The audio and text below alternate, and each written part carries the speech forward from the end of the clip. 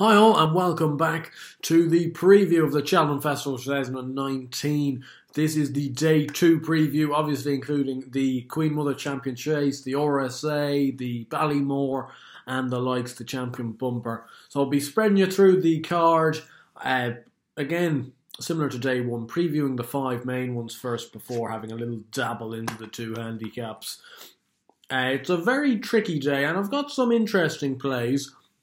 Some more, orthodox than others, and then some a little bit left field. And we'll get straight into it with the Ballymore Novices Hurdle at over 2 mile 5. Even though 2 mile 5 usually suits a speed horse, I think. You've got speed horses that have won this before. Usually a better trial for the Champion Hurdle than the Supreme in many instances. However, we've got a couple near the top of the market here that I just can't take to. I see where people are coming from with Champ. I think Champ's got a very good chance, and he's definitely a favourite's chance in my eyes. He seems to have it all going for him. I think he fits that profile of being that speed horse, to be honest. And, obviously with the name even, they've obviously left this for a good horse. And he does seem to be a good horse. His Shallow Hurdle was almost kind of a coming of age for Champ. And I do think he's got a very good chance, but just at the prices, he's at 3 to 1. Now, you could make the argument he's going to be shorter on the day. So I think if you are on Champ, perhaps get on him now, but I can't be taking 3 to 1 about him. Then we've got Battle Over Doyen here at 9 to 2. I can't have Battle Over Doyen in this race. I'm sorry, I don't know what it is about him. I think it's just because he's such a chaser that I just don't. I wasn't particularly blown away by his win in the Loyals and Ace Novice Hurdle. Obviously greatly assisted by the fact that Tornado Flyer didn't turn up, or was pulled up down the back. So you've got to question just slightly that form. So I wouldn't be putting him up at 9 to 2. So really, there's one that I've been going on about for quite a while now, and I've got him at slightly bigger prices, but he's still at a nice 10 to 1 price. Is City Island for Martin Brazel, and Mark Walsh would probably ride him, I'd say, because Garrity will be on Champ, and I just think there's a really good horse. The Ballymore is his only Cheltenham entry, so if he does go to the festival, this will be the race. You do run the risk he's just not going to run in it, but this is 10 to 1 non-runner, no bet, so it is a bit of a freebie. He's 4 from 5 overall in his career. Now, it kind of goes down as being 3 from 5 as he was disqualified from one of the races. He won at Galway, a maiden hurdle he won at Galway. But he was second in a Punchestown bumper to a horse called Passageway. But even there, in that bumper race, he was ahead of Manila Indo, who's been second in a Grade 3 Novice Hurdle this week, and Envious Editor, who's a fairly handy maiden hurdler for Jessica Harrington. So that was decent enough form. Then went on to win a Punchestown bumper after that. Then won this Galway maiden hurdle, beating Get a Reason and Debouche. But then obviously that race was taken away from him. So he was therefore still eligible for a maiden hurdle, and that's where we cashed in at Leopardstown over Christmas, beating Dallas They Picked On, who's won twice since. So the form of that's really good. He came out at Naas last week and won at 7s on or 6s on, something like that, but won at a hack. He might just struggle for a gear or two. That would be my main concern, but he's a slick jumper, he's a stout stayer, and I just think 10 to 1's a bit overpriced. Considering I think he's got very good form in the book, and I think he'll continue to be overpriced because of the trainer. But Martin Brazel is a shrewd operator. He does well with the amount of horses he has, and I wouldn't be discarding him at all. The other horse I like here is a Ollie Murphy horse, Brewing Up a Storm at 12 to 1. I think he's another very good novice hurdler. He won a novice hurdle at Huntington, and he was getting his act together. Like, he was 4th in the Shallow behind Champ, so strictly speaking, he has a lot to find. But that race, we all know that race was a bit of a dawdle. Like, it's hard just to be completely concrete whether that form will just hold up the way it is. Obviously, it would be interesting. Getaway Trump entered in the Betfair Hurdle, the rescheduled Betfair Hurdle at Ascot tomorrow, so it will be interesting to see what he does to the form. But he was 4th in that. But he seemed to be coming on a bundle for it in the race at Cheltenham where he fell at the last. I think he would have won. That's obviously just a subjective opinion, but he's a half length up. Dickie Johnson, we all know Dickie. Like, even when he's pushing away, he hadn't gone for everything at that stage. I think he would have repelled Birchdale. He seems to be getting his act together, and if that fall doesn't affect him, I think 12-1 could be a nice each way price. As I've said at the start of the season, like, I thought in my kind of big anti-post tip video at September, I put up carefully selected for this race. Haven't seen him since. You know, you'd have to wonder, like, surely he won't run in the race. He's still, I think, 16-1 non-runner, no bet. Now, I couldn't be putting that up considering you haven't seen him.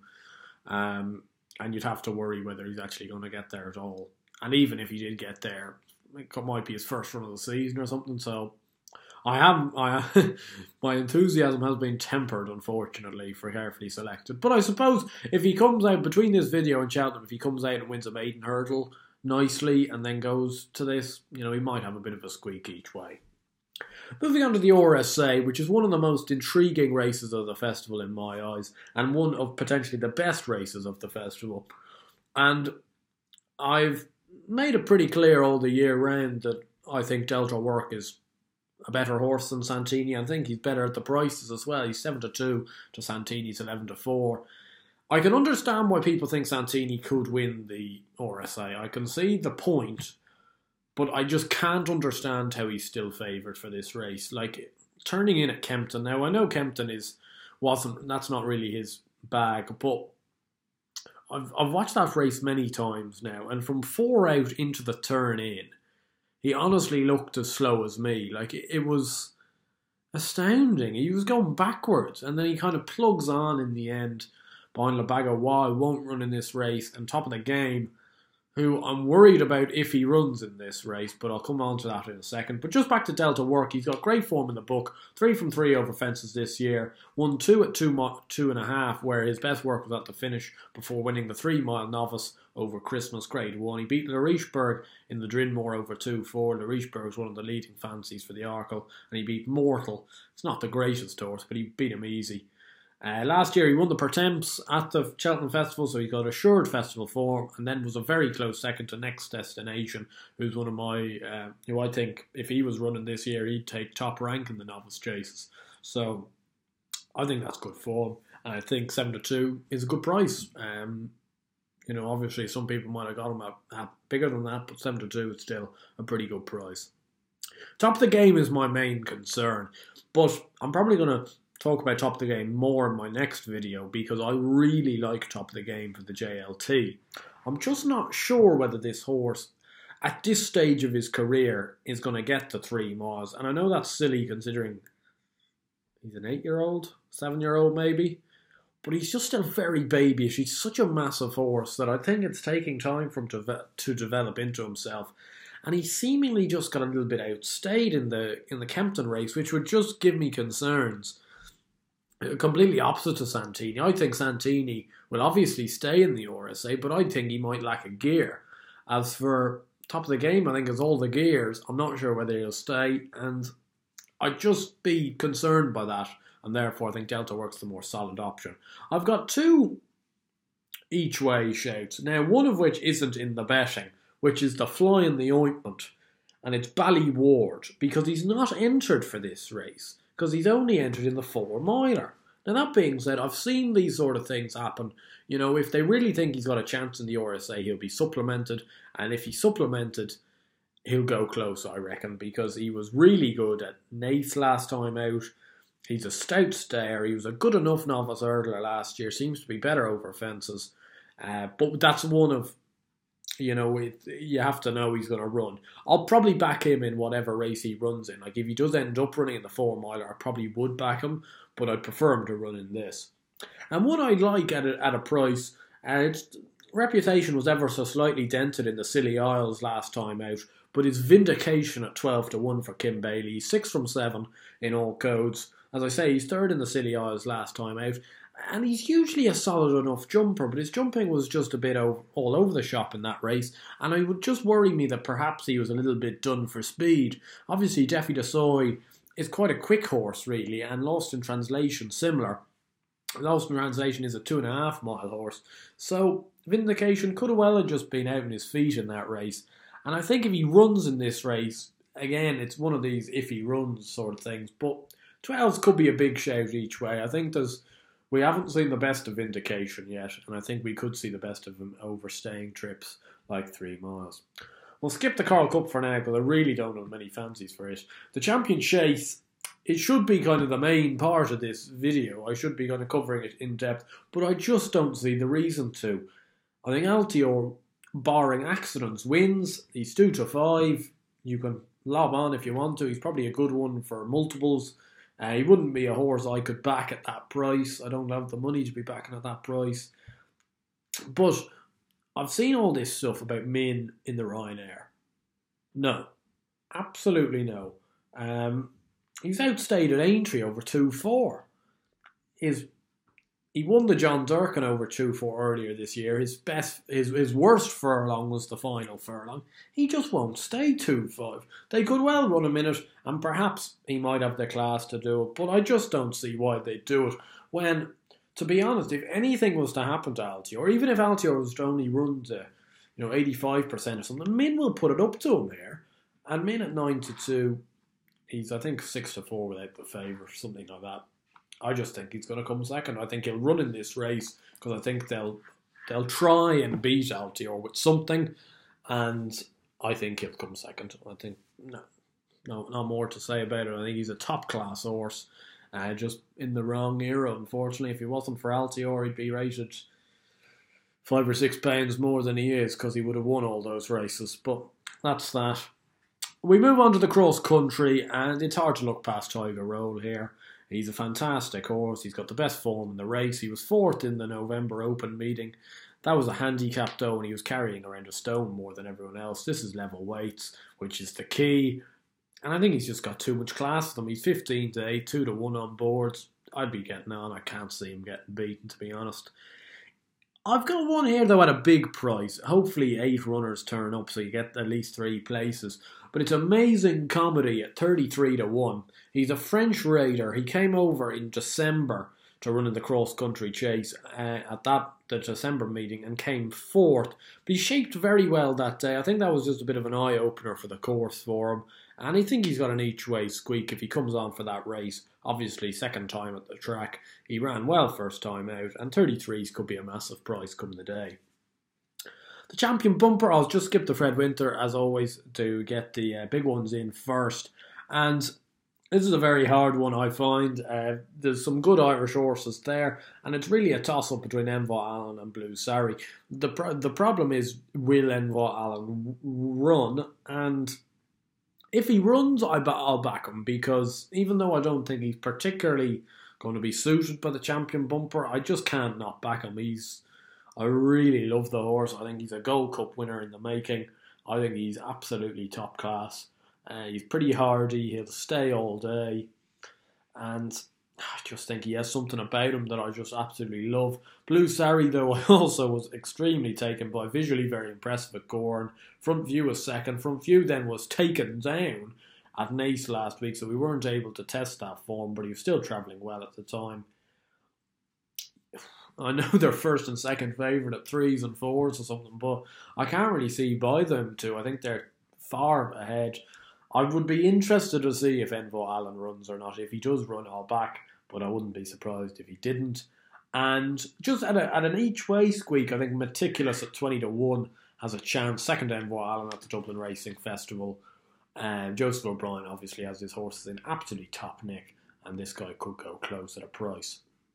The 2 handicaps, the Coral Cup, I find is an absolute minefield. I couldn't find anything for you, pretty much. I'm going to need to wait till the weights.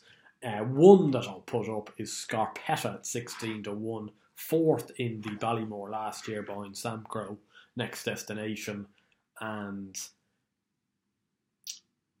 Black Up, Next Destination, and then him. So that's good form. He seems to be, it would be interesting to see how he's handicapped. Bit of a shoddy jumper, but 2-5 handicap might see the best of him. 16-1 seems an all right price to me. And the Fred Winter Juvenile, and this is one of the handicaps where I've got one of my bigger plays. and it is a Gordon Elliott horse at 10-1, Chief Justice.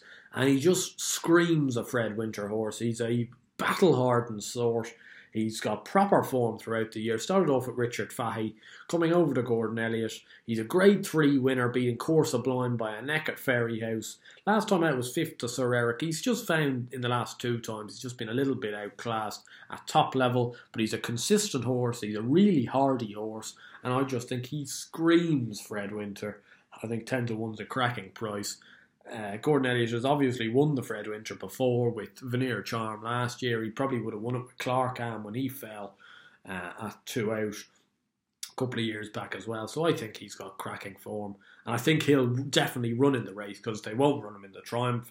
I see some people thinking Course Sublime's a good chance for the Fred Winter, but he'll run in the Triumph, I'd have said. I think he's a bit too good for the Fred Winter, to be honest. Chief Justice would be the one at 10s. And just another one, like obviously at 10s you can go both win or each way. It's really up to yourselves. And another one at an each way price is an Alan King horse called Ulysses at 16-1. He's got some good form. The book was only a neck behind Keldestan. It was probably going to be the main English challenger for the Triumph. Now, he probably will be 5th or 6th favourite for the Triumph, but he's the main English challenger. He might be just potentially overlooked. Because, I don't know, but he could just have a chance each way. Like I'd say in the Fred Winter, you usually get a lot of runners. Hopefully you'd get 4 or 5 places on the day. If he does turn up, he's well enough handicapped to 16s, could be an alright price. And with that wraps up the Day 2 preview. I'll be back obviously with Day 3 and Day 4 in very short due course. But who do you think is going to win? Probably the RSA is the most talking race of Day 2. The Cheltenham Chase, I'd assume the majority think Altior is pretty bulletproof. I certainly do. I'd say it would take a fall really to stop him. So I don't really want it. Well, I do want your opinion, but obviously Altior looks a certainty. But RSA, do you think Santini's going to do it? Do you think Delta Work is going to do it? Just maybe something else? Do you think Top of the Game's going to run in the race? Do you think Champ's a good thing in the Ballymore? And also, if you were to own a horse, would you own Mvot Allen or Blue Sari? Tell me down below. I'll see you next time.